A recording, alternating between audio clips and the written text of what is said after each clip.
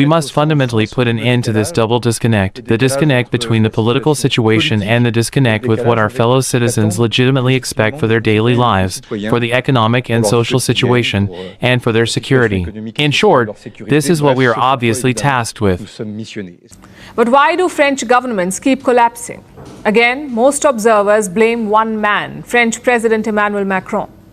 Last year, he took a gamble. He called a snap parliamentary election. This was after his party's poor showing in the European vote. The result? A hung parliament. His centrist bloc lost big. Power was fragmented between the far right and the far left. And since then, France has been essentially ungovernable. Bayreuth's fall was inevitable. And at this rate, Le Cornu may not last much longer.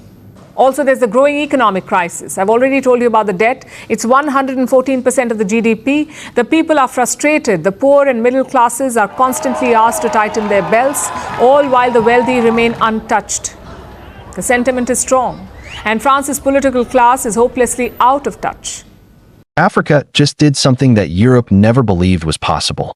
After more than a century of dependence, control, and extraction, the tables have turned. Across West and Central Africa, countries once bound to France's economic system are now walking away, together.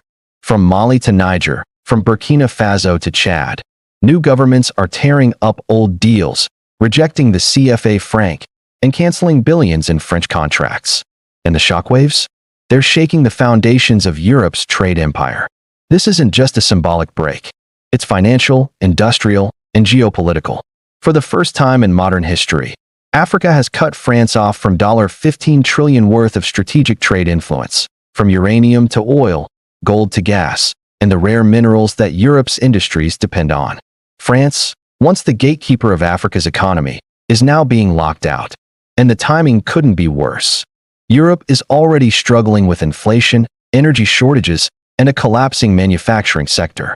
The question echoing through Paris today is simple. What happens when Africa says no? Because this time, it's not just one country. It's a continental movement, and it's changing the world economy forever. For decades, France maintained one of the most complex economic control systems in modern history, the CFA Franc zone. 14 African nations were forced to use a currency linked to the French treasury. France decided its value. France held its reserves. France decided how much money they could print, borrow, and spend. This system ensured that African economies stayed tied to Paris, politically and financially. But starting in 2023, the cracks began to show. When Mali, Burkina Faso, and Niger, 3 former French colonies, experienced military transitions, they began openly challenging French presence. They expelled French troops, canceled defense agreements, and began looking for new partners, Russia, China, and their African neighbors. By 2024, that defiance had evolved into an alliance, the Alliance of Sahel States, AES, with a clear economic mission to build African-controlled trade routes, currencies, and resource systems. Then came the critical moment.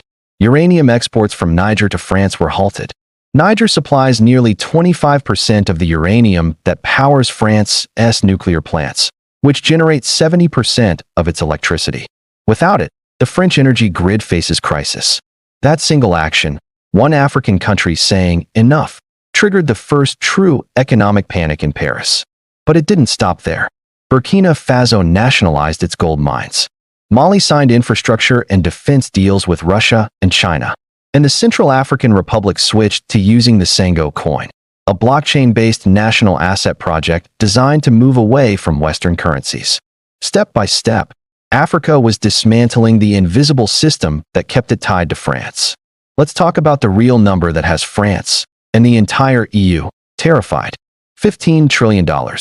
That's the estimated long-term trade value that Africa represents for France. Raw materials, energy, agricultural imports, banking systems, and transport contracts. France's global financial networks, from Total Energies to BNP Paribas, depend on African cash flow. But now, African nations are rewriting their deals. Algeria is redirecting energy exports toward Asia. Mali and Niger are negotiating joint pipelines under the African Union's energy framework. Ivory Coast and Senegal are inviting BRICS investment instead of European loans. Each new deal made outside of France's system erodes Paris' economic leverage. And the numbers don't lie. France's foreign direct investment in Africa has dropped by over 60% in 5 years. Meanwhile, China's trade with Africa surpassed $280 billion in 2024, and India became Africa's third-largest trading partner. For Europe, this is catastrophic. Factories in France and Germany depend on African minerals, cobalt, bauxite, lithium, gold, and oil. If African nations decide to price their resources in local or BRICS-backed currencies, Europe's entire import cost chain collapses. In short, Africa's independence is becoming Europe's inflation nightmare. But for Africa, it's the start of a new chapter where value finally stays on the continent. While France scrambles, Africa is not standing alone. Across the global south, a new network is forming: BRICS, the African Continental Free Trade Area, AfCFTA, and regional blocs like COMESA and ECOWAS in transition. The key goal: trade without Western intermediaries. In 2024, BRICS expansion welcomed Egypt, Ethiopia, and the UAE, linking Africa's largest markets directly to Asia and the Middle East. Through new projects like the Trans-Saharan Trade Corridor and BRICS payment systems, African nations are creating direct supply chains with India, China, and Russia, bypassing the dollar and the euro. This is why France's loss is not temporary, it's structural. The more Africa builds new economic bridges, the harder it becomes for Europe to return to its old dominance. Already, African central banks are experimenting with cross-border digital settlements in local currencies. Kenya, South Africa, and Nigeria have announced blockchain pilot systems for digital currency clearing. These aren't isolated moves. They re-strategic building blocks for an independent African financial system.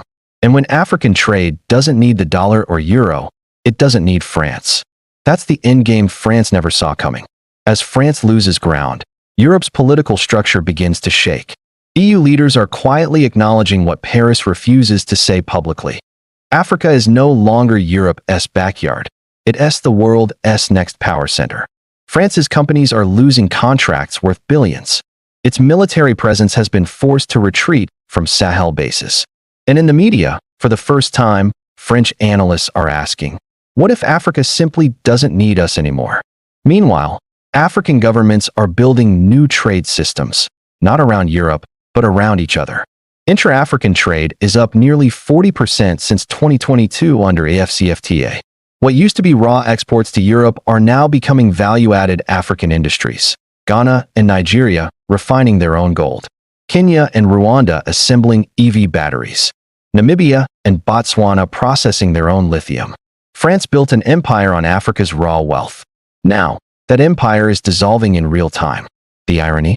The very system France designed to control Africa, the CFA Franc, has become the symbol of rebellion. And as Africa steps into its own power, a new global order is emerging, one where the West no longer dictates the rules. As the economic walls close in, France is entering a crisis it hasn't faced since World War II. A total loss of geopolitical control in Africa. Inside Paris, panic is spreading across political lines. French media outlets are running desperate headlines. Is France losing Africa forever? The end of Françafrique? A strategic collapse for Europe. What's happening isn't just about resources, it's about identity. For over a century, French prestige was built on its African reach, a claim to global power that separated it from the rest of Europe. But now, the reality is setting in. Without African influence, France becomes just another European state, struggling with debt, inflation, and political division. The government has tried to project calm. French President Emmanuel Macron has launched renewed partnerships, listening tours, and modern cooperation frameworks. But African audiences aren't buying it anymore.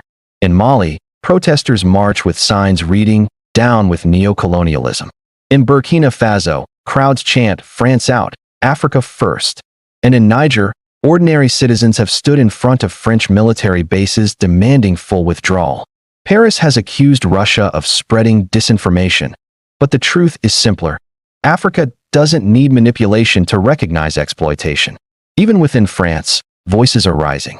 Some journalists and former diplomats are admitting what their leaders won't. We treated Africa as a colony long after independence. Now, Africa has chosen its own destiny. The consequences are already visible. French companies are losing billions in contracts. Trade missions are being canceled. And most symbolic of all, French troops, once stationed across half the continent, are packing up and going home. It's not just the end of a policy. It's the collapse of a mindset, one that believed Africa's resources would forever serve European ambition. And now, with France on the defensive, other European nations are starting to ask, if it can happen to Paris, who's next? While France reels, Africa is writing a new chapter in global economics. And this time, it's not under anyone's shadow. Across the continent, leaders are realizing that unity is leverage. What one nation couldn't do alone, a bloc of nations can achieve together. The African Continental Free Trade Area, AfCFTA, is becoming the backbone of that vision. With 54 member states and over 1.4 billion people, AfCFTA represents the world's largest single trade zone by population, a $3.4 trillion market and growing. This is the Africa that France and the West underestimated.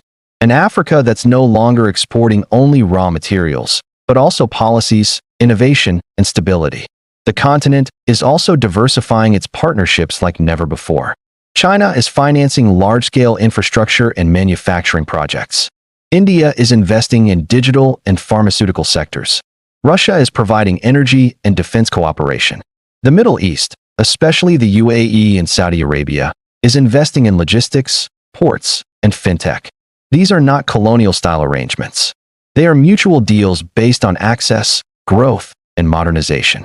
And behind the scenes, something even more revolutionary is taking place: financial sovereignty. African central banks are discussing a continental payment settlement system, one that bypasses SWIFT and the dollar. Imagine African nations trading directly in local or gold-backed digital currencies, without ever touching the euro. That's the future already being built quietly in the background. And it terrifies Western economists, because if Africa can trade with itself and the global South without Europe, the West's influence evaporates. The proof is already visible in statistics. Africa's intercontinental trade has surged nearly 40% in just 3 years.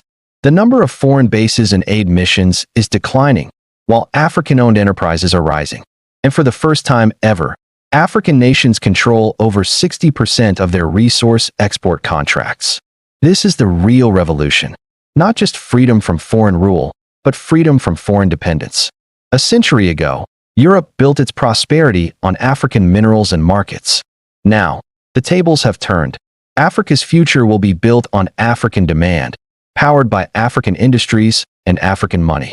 This is the new African order, confident, strategic, and globally connected. And while Paris watches its empire fade, the rest of the world is finally starting to say what Africans already know.